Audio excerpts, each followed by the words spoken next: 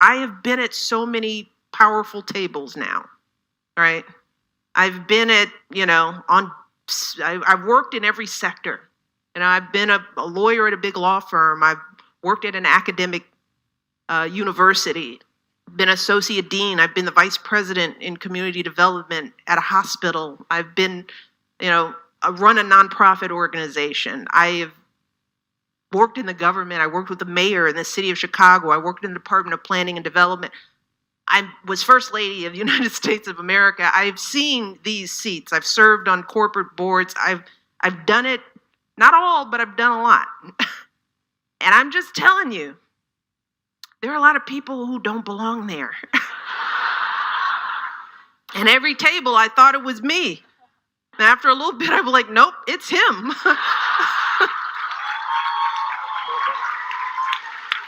It's this guy who's sitting here talking. But they all act the time. so well. They act like they belong. That's because they've been told they belong there. They don't. But there's a presumption. That's what I'm saying. It's in his head too. He's like, I belong here. And I'm like, no, you don't. So all I can tell you is that the person sitting next to you was told, based on nothing, that he belongs there. And you were told that you weren't.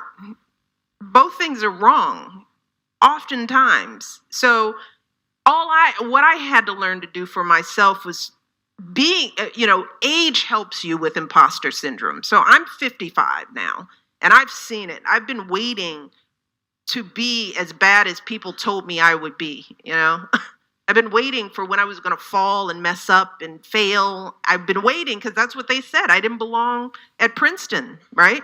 I applied to Princeton University. My college counselor said, that's school's too much for you. Well, I applied anyway. I got in.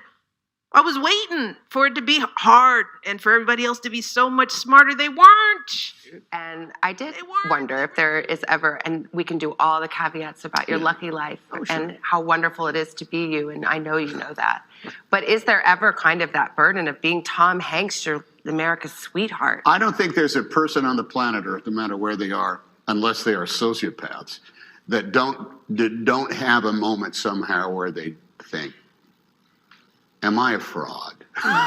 Am I actually what this is? Am I actually being true to myself enough to feel as though at any given moment I truly am present? So I have to admit that today, even 12 years after graduation, I'm still insecure about my own worthiness. I have to remind myself today, you are here for a reason.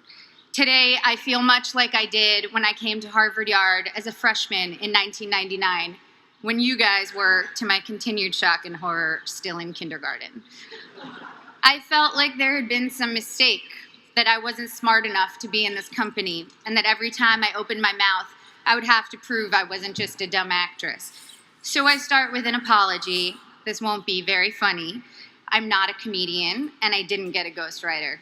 But I am here to tell you today, Harvard is giving you all diplomas tomorrow. You are here for a reason. Sometimes your insecurities and your inexperience may lead you to embrace other people's expectations, standards, or values. But you can harness that inexperience to carve out your own path, one that is free of the burden of knowing how things are supposed to be, a path that is defined by its own particular set of reasons.